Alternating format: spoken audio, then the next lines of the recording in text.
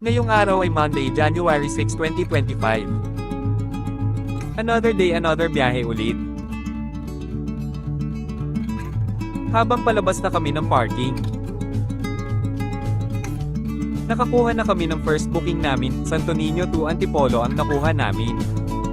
4 kilometers ang layo ng pick-up point. Agad-agad namin pinuntahan ng pick-up location. Nang makarating na kami sa pick-up location, kinarga na agad nila ang mga items sa loob ng sasakyan at sila na din nagkamada. 19 kilometers ang layo ng drop-off location. Habang papunta na kami sa first drop-off namin, nag-try pa kami maghanap ng kasabay. Kaso wala kami nakuha kaya dumiretso na kami sa first drop location.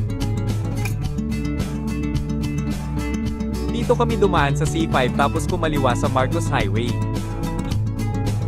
Dire-diretso lang tong Marcos Highway papuntang Sumulong Antipolo. Tapos kumana na kami sa Sumulong, mula dito 5 kilometers na lang ang layo namin sa drop location. Kaya masarap talaga magbiyahe lalo na pag napapadaan sa magagandang lugar tulad nitong Antipolo. Sakto 11 AM na kami nakarating sa first drop location namin.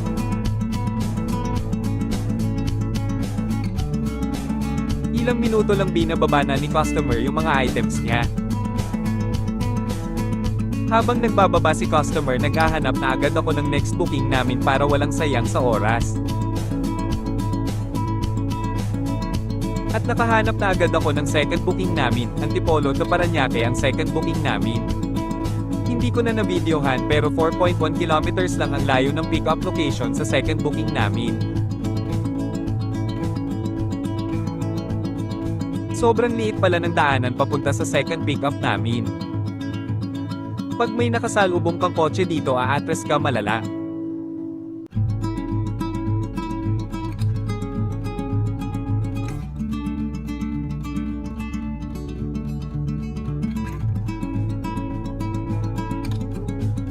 Nasa pinakadulo pala yung bahay ng customer namin.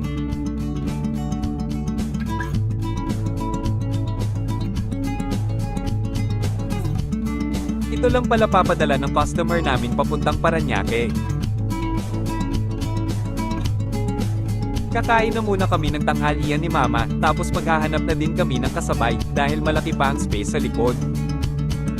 Pagtapos namin kumain, umalis na kami ni Mama at wala pala kaming nasabay. 18 kilometers ang layo ng second drop-off. Medyo matumal ngayong araw sila Lamove pero goods lang mahalaga, nagkakaroon pera ng booking.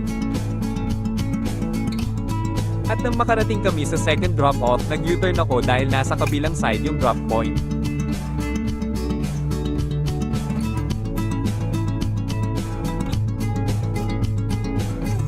Habang hinahakot na nila yung items,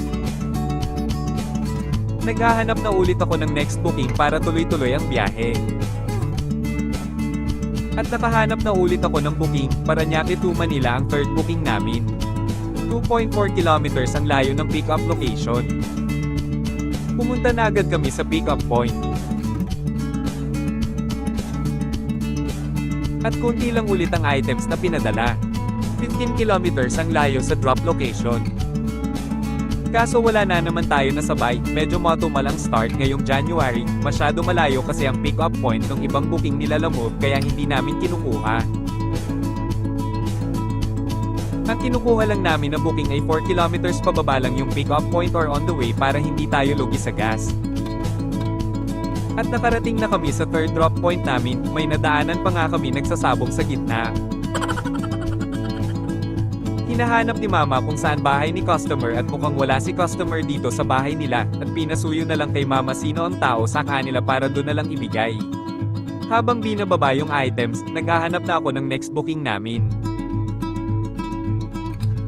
At nakahanap na ako ng next booking namin, Santa Mesa Heights to Manila ang fourth booking namin. 2.3 kilometers ang layo ng pick-up location. Umalis na kami agad para pumunta sa pick-up location.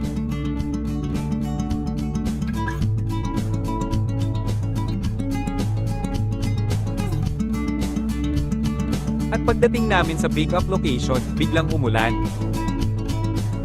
Kinakarga na nila yung mga items, mabuti na lang hindi lumakas yung ulan pero umaambon pa at malalaki yung patak. 7.5 kilometers lang ang layo ng drop location. Umalis na kami agad ni Mama para ma-drop agad yung items at makakuha pa ulit ng booking. Pero sa drop location 40 minutes kami naghintay bago mababa yung mga items. Dahil GCash payment yung shipping fee, ito lang mahirap pag GCash payment minsan pinapatagal pa ni customer yung pagbayad. Mahirap kasi ipababa yung items na hindi pa bayad si customer, yung magbabayad pala ng SF ay wala dito sa drop-off. Naka-for booking tayo buong araw at may permission si Lalamove ngayong araw, nakakuha tayo kay Lalamove ng 540 pesos, kaya may free wallet tayo ngayong araw. Bago kami umuwi ni Mama dinaanan ko na muna yung girlfriend ko.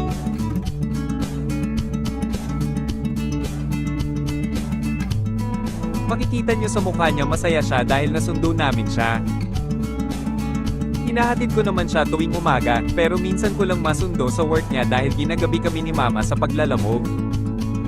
At malapit lang yung last drop-off namin sa work niya kaya nasundo namin. Hanggang dito na lang guys. Thank you for watching. Follow for more videos.